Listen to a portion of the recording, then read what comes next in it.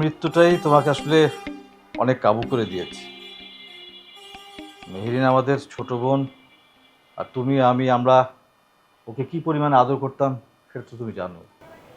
হ্যাঁ রে, ফিদাকে সামনে দেখলে বুক ফেটে কান্না আসে। ওসব ঠিক হয়ে যাবে, তুমি চিন্তা করো না। আর তোমার যদি শরীর খারাপ লাগে বলো, তোমাকে নিয়ে ডাক্তারখানায় যাই। না না, তার দরকার হবে না।